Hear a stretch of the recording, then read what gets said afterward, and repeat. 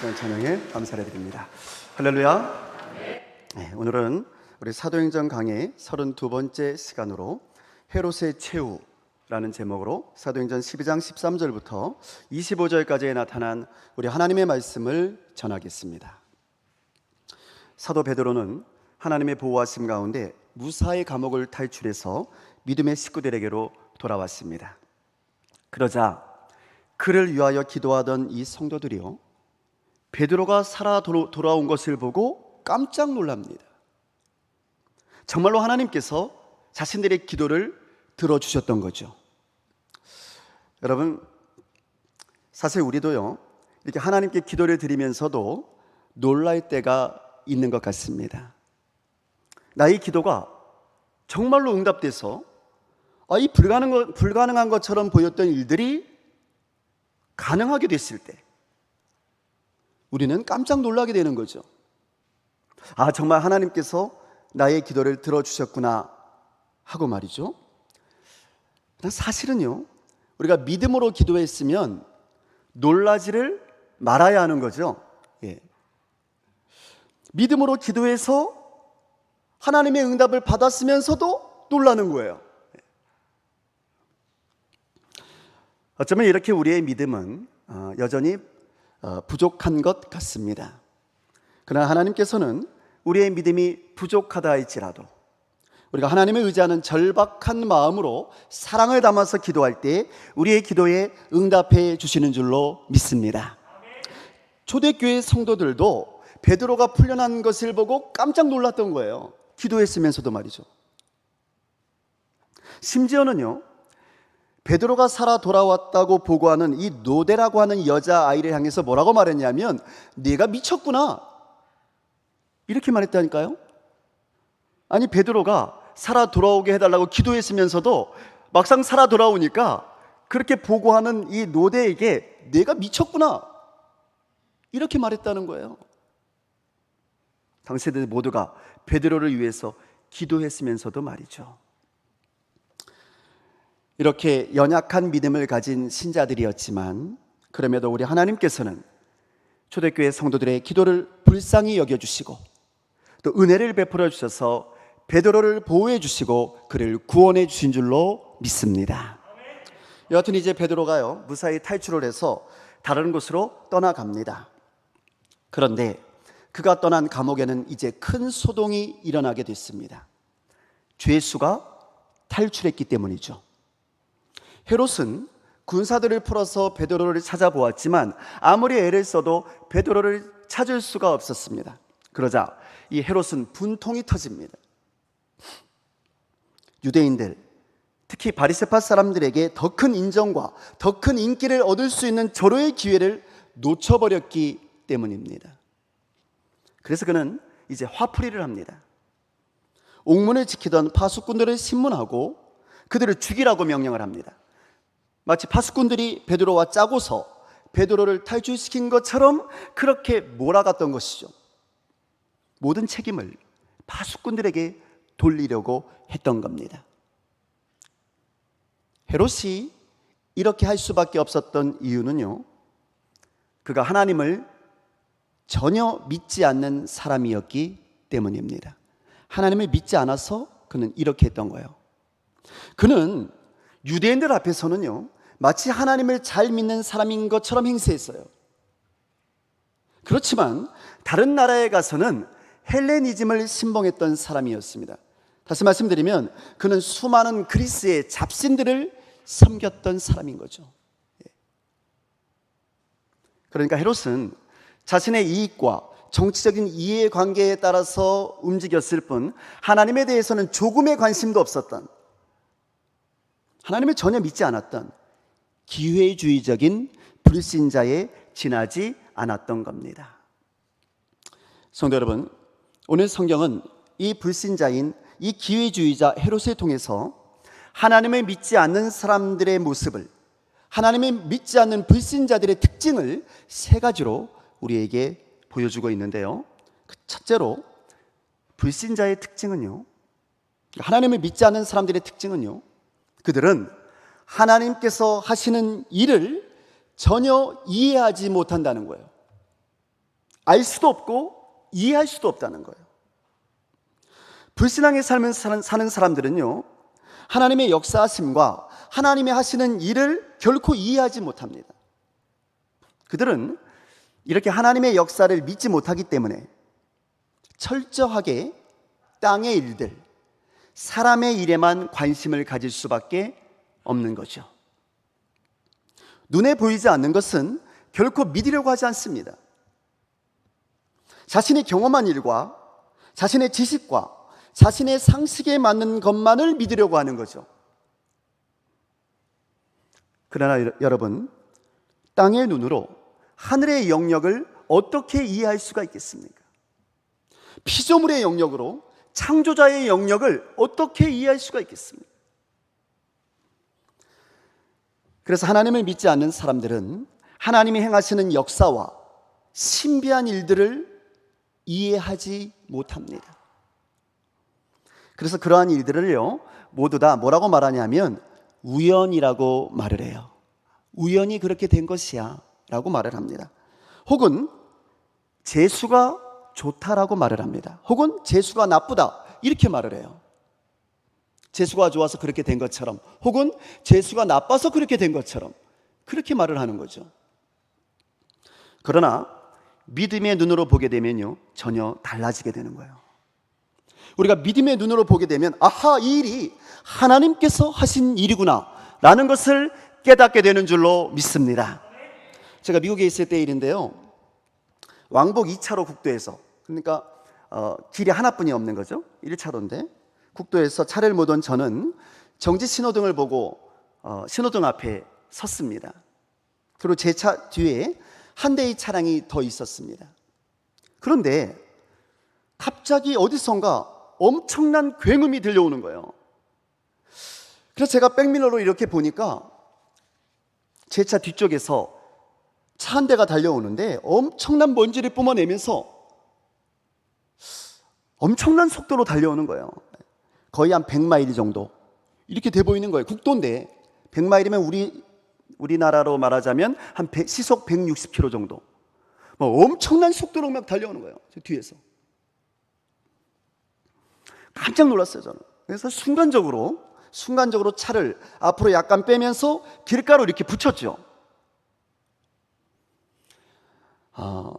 그랬더니 이 달려오던 차가요, 제 차하고 제 뒷차 사이에 아주 좁은 간격으로 순식간에 빠져나가는 거예요. 순식간에. 깜짝 놀라가지고 제가 차 밖으로 뛰어나왔는데 제 뒷차의 운전자도 같이 뛰어나온 겁니다. 그분은 흑인 할머니였습니다. 이 할머니가요, 밖으로 뛰쳐나오자마자 하늘을 향해서 두 팔을 올리시면서 이렇게 말씀을 하는 겁니다. Praise the Lord. 하나님을 찬양하라. God saved me. 하나님께서 나를 구원하셨다. 이렇게 말씀하시는 거예요. 나오자마자. 그때까지도 나와서 정신을 못 차리고 있던 저는 흑인 할머니의 이 찬양 소리를 들으면서 겨우 정신을 차렸습니다. 그리고는 그 할머니하고 저하고요, 둘이서 허그를 하면서 껴안고 막 뛰었어요. 거기서 막 뛰면서 뭐라고 말했냐면 우리가 살았다고. 처음 보는 할머니였는데도요, 허그하면서 막 뛰었다니까요. 그리고 집으로 돌아오면서 저는 가장 먼저 하나님을 찬양했던 그 흑인 할머니를 생각하면서 저의 신앙의 모습을 반성하게 됐어요. 가장 먼저 하나님을 찬양하고 하나님께 먼저 감사부터 했던 그 흑인 할머니, 저는 명색이 목사인데도 즉각적으로 하나님께 찬양하지 못하고 하나님께 감사하지 못하고 한참이 지나서야, 그제서야 겨우 하나님께 감사했으니까요. 아주 부끄럽더라고요. 그 흑인 할머니는 삶 속에서 하나님과 함께하며 살고 있구나. 나는 목사인데도 형편없구나 하면서 반성을 했었죠. 여러분, 그러면 그때 그 사건이 우연이었을까요? 여러분, 제가 재수가 좋아서 살아남았던 걸까요? 저는 확실하게 고백하건대요, 그날 하나님께서 지켜주신 줄로 믿습니다. 하나님께서 이 부족한 종을 지켜주셔서 살려주셨던 거죠. 그 흑인 할머니도 불쌍히 여겨주셔서 살려주셨던 거죠. 만약 이 사실을 우연이라고 생각하시는 분이 계시다면 어쩌면 그분은 제가 강진읍교회의 담임 목사로 오게 된 것도 우연이라고 생각하실 것이고요, 이제 제가 서울 성남교회로 부임하게 되는 것도 우연이거나 아니면 사람인 제가 억지로 계획해서 한 일이라고 생각할 것입니다. 그러나 저는 제가 강진읍교회의 담임 목사로 오게 된 것도 하나님께서 하신 일이요, 이제 강진읍교회에서의 모든 사역을 마치고 서울 성남교회의 새로운 사역을 위해서 가게 된 것도 우리 하나님께서 하신 일인 줄로 믿습니다. 하나님께서 당신의 교회들을 위해서 그렇게 하신 거죠. 주님께서 피로 세우신 주님의 몸된 교회를 위해서 하나님께서 그렇게 하시는 일인 줄로 믿습니다. 그러므로 여러분, 진실로 하나님을 믿는 사람은요, 실제로 자신의 삶 속에서 하나님의 역사하심을 인정하면서 그 하나님의 은혜를 고백하는 사람들입니다. 나의 가정에, 우리 가정에 어떤 좋은 일이 생겨도 그것을 하나님의 은혜라고 고백할 수 있어야 하는 것이고요, 우리의 교회와 우리의 나라와 민족에 좋은 일이 생겨도 그 모든 일들이 하나님의 은혜라고 고백할 수 있어야 합니다. 어려운 일이 생기면요, 그때는 기도를 해야 되는 거예요. 하나님의 도우심을 간구하면서 간절한 마음으로 우리 하나님 앞에 기도해야 하는 겁니다. 어려운 가운데서도 하나님의 역사하심을 믿으며 하나님의 도우심을 믿으며 하나님의 인도하심을 믿으며 하나님께 도움을 요청해야 하는 거예요. 하나님 도와주세요. 그것이 진실로 하나님을 믿는 신앙인의 모습인 줄로 믿습니다. 두 번째로요, 이 불신자들의 특징은요, 모든 책임을 언제나 다른 사람에게 돌리려고 하는 거예요. 불신자들은 책임을 자신들이 지려고 하지 않습니다. 다른 사람에게 돌리려고 하는 거예요. 보면 19절의 말씀을 보시기 바랍니다. 19절입니다. 우리 함께 같이 읽겠습니다. 19절입니다. 헤롯이 그를 찾아도 보지 못하매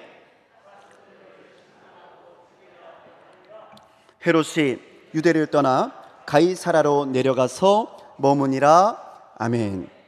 헤롯은요, 베드로가 탈출한 책임을 다른 사람들에게, 파수꾼들에게 돌리려고 합니다. 그래서 그들을 신문하고 죽이라고 명령합니다. 그러니까 분풀이를 한 것이죠. 그러니까 하나님의 능력과 하나님께서 일하신 것을 알지 못하는 이 불신자 헤롯이 할 수 있는 유일한 것이 뭐였냐면 자신이 책임지지 않는 것, 다른 사람에게 책임을 돌리는 것이었다, 그 말이에요. 여러분, 만약에 이때 헤롯이 그 모든 일들이 하나님께서 하신 일이었다는 사실을 알고 깨달았다면, 그러면 어떻게 됐을까요?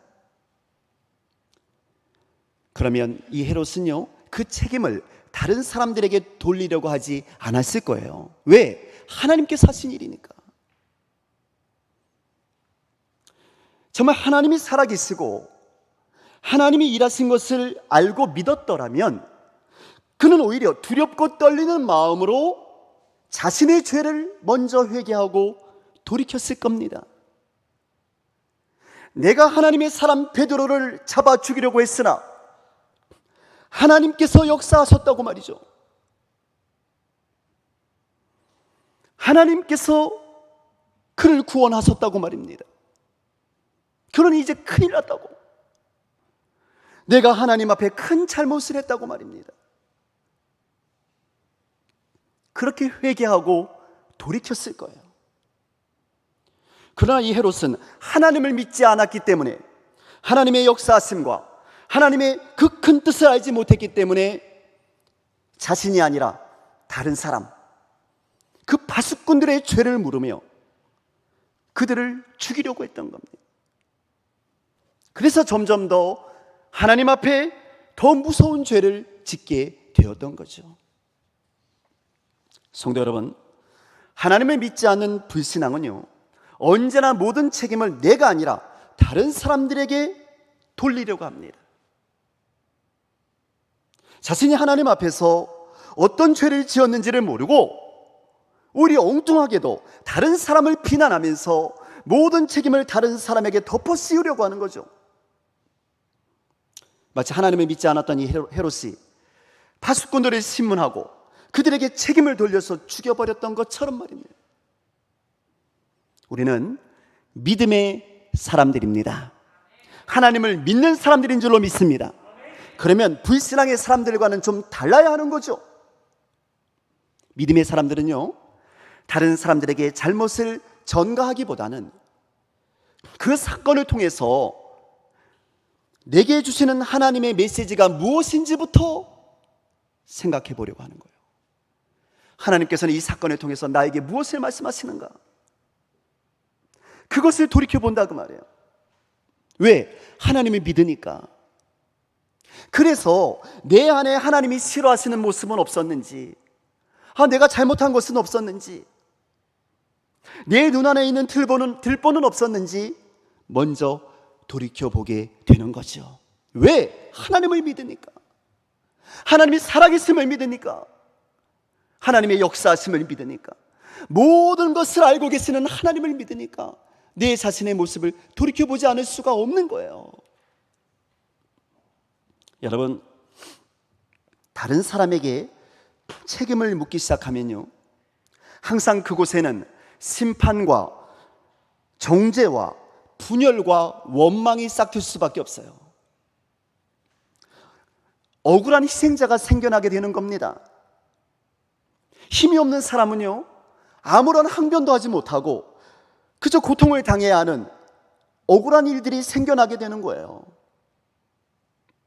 그것은 하나님이 더욱 싫어하시는 일이라는 사실을 우리는 알아야만 합니다. 하나님은요, 억울한 자들의 눈물을 결코 외면하지 않으시거든요. 다 알고 계시거든요. 우리 하나님께서는 그 억울함을 풀어주시거든요. 성도 여러분, 베드로를 지켰던 이 파수꾼들이 도대체 무슨 죄가 있었습니까? 그들은 정말 아무것도 몰랐거든요.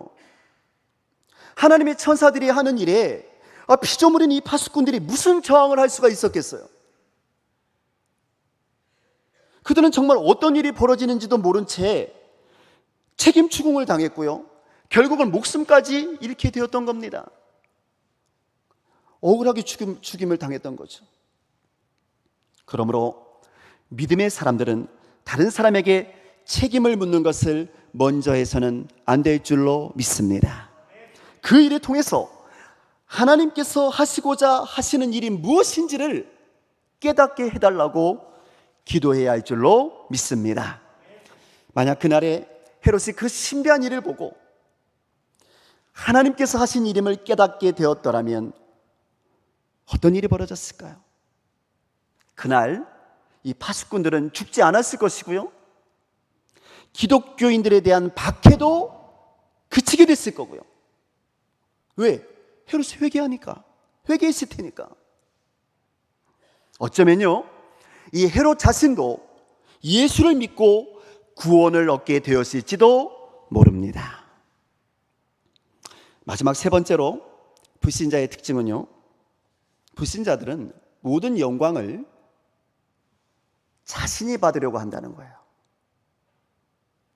21절부터 23절까지의 말씀입니다. 우리 함께 같이 읽겠습니다. 21절에서 23절까지. 헤롯이 나를 택하여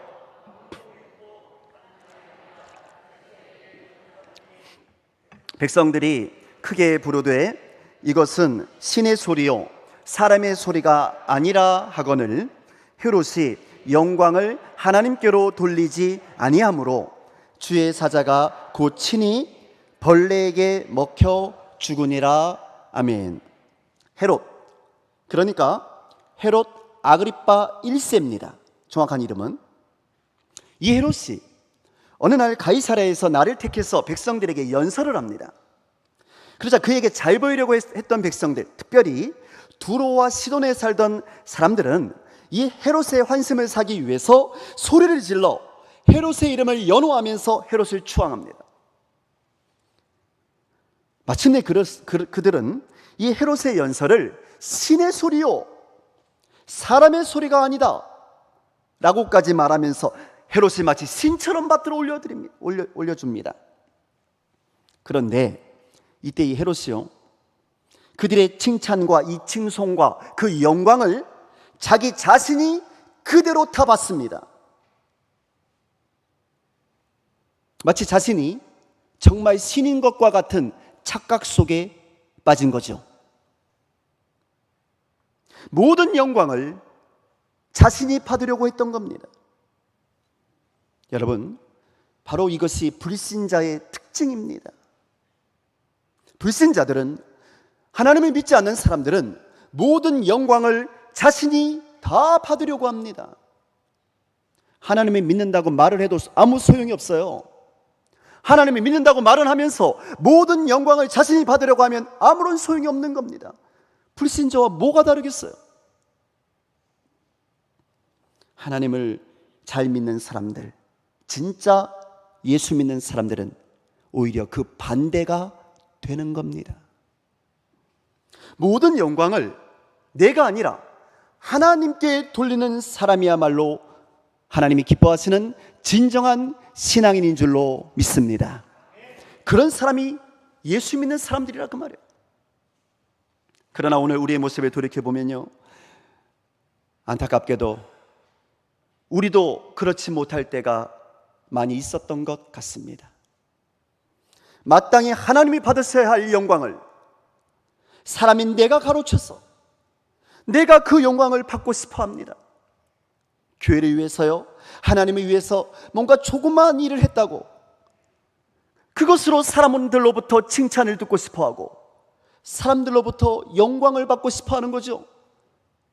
그리고 그것을 알아주지 않으면 시험에 들고 말이죠. 하나님의 일을 한 겁니까? 나의 일을 한 겁니까?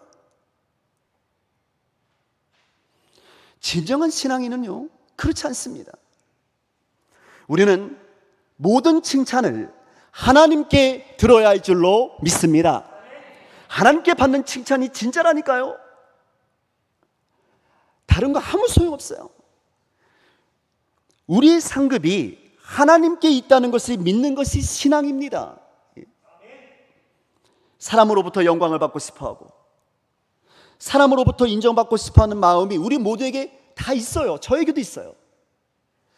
그러나 우리 안에 있는 이 마음을, 이 불신앙의 마음을 십자가 앞에 내려놓을 때, 십자가에 못 박아버릴 때, 그때 우리는 하나님께로부터 인정받는 진정한 신앙인이 되는 줄로 믿습니다. 사랑하는 성도 여러분, 오늘 성경이 말하는 이 불신자의 모범 답안인 이 헤롯 아그리파 1세의 재임 기간이 얼마였는지 아세요? 이 사람은요, 주 41년부터 44년까지만 전 유다를 통치했습니다.